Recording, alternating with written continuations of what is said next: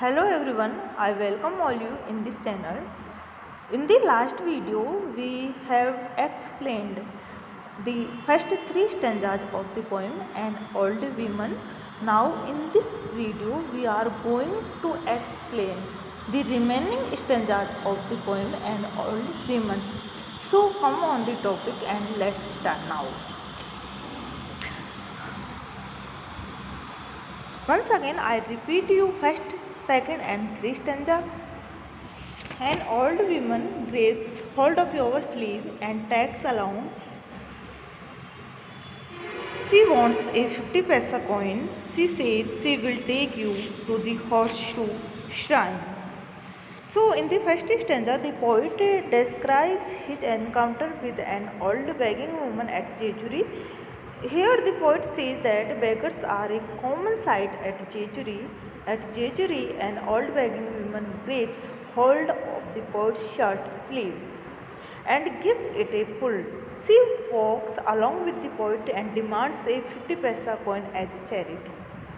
At the same time, she promises to act as a guide. She says that she will take the poet to the horseshoe shrine, which is a part of the pilgrimage shrines Jejuri. Now, second stanza, you have seen it already. She hobbles along anyway and tightens her grip on your shirt. She won't let you go. You know how old women are. They stick to you like bars. In the second stanza, the poet describes that such begging women are a common sight at the pilgrim centers. Jejuri is also not an exception. She holds the shirt sleeve of the poet. She walks lamely along with the poet and tightens her hold on his shirt. She doesn't let the poet's shirt sleeve go. She doesn't allow the poet to go forward unless he gives her arms of a 50 paisa coin.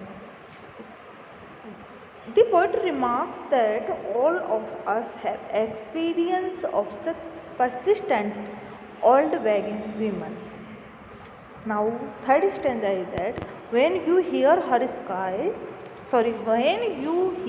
say, what else can an old woman do on hills as rest as these? You turn around and face her with an air of finality. You want to end the verse when you hear her say, what else can an old woman do on hills as rest as these? In the third stanza, the poet is facing a very strange situation. A begging woman has held his shirt sleeve very tightly. She doesn't let the sleeve go and walks with the poem in a limping manner. The poet turns about and gives an impression that there is nothing more to be said or done. This is how he wants to put an end to the harsher situation. The old woman very pitifully puts a question to the poet. What else can an old woman do on hills as rest as these? So we can say that really there is no source of her income except what she gets by a begging. She is miserable and unfortunate. She is miserable and unfortunate like the rest hills around her. Now we come on the fourth stanza of the poem. You look right at the sky, clear through the blood holes she has for her eyes, and as you look on, the cracks that begins around her eyes spread beyond her skin.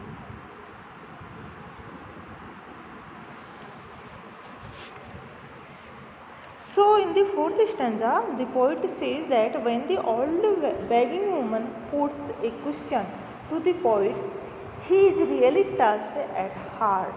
He first of all looks at the sky, then he looks at the very small eyes of the old woman. Her eyes are as small as the holes made by a plate. Then he goes on looking at the wrinkles around her eyes. These cracks and wrinkles spread beyond her skin. The poet means to say that the old begging woman has cracks not only on her outward body but in her heart also.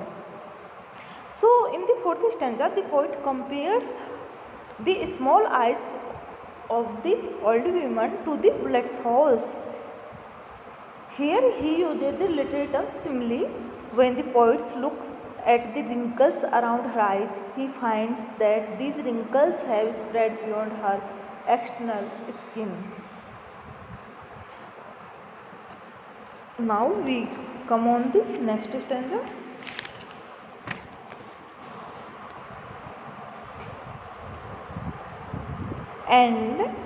And the hills crack, and the temples crack, and the sky falls with a plate glass clatter around the shatterproof crown, and you are reduced to so much small change in her hand.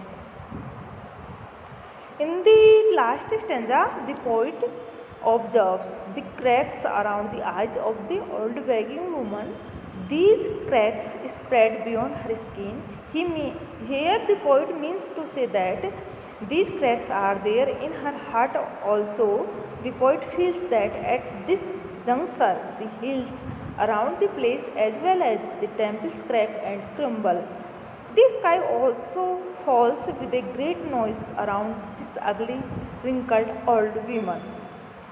At such a moment, the poet's heart is deeply touched.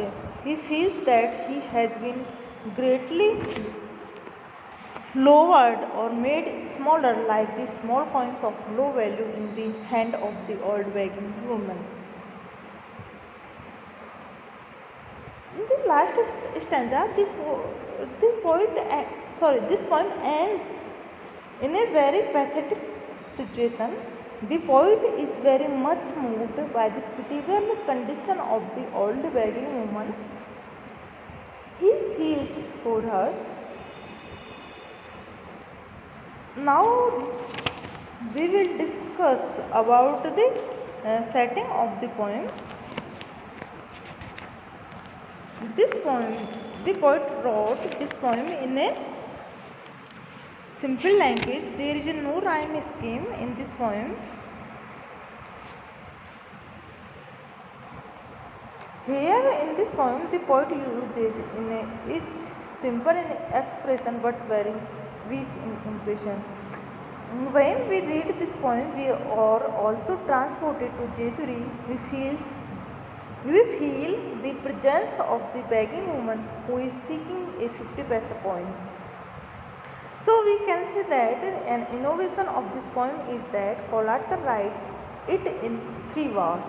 Hence there is no rhyme scheme in this poem. He avoids capital letters.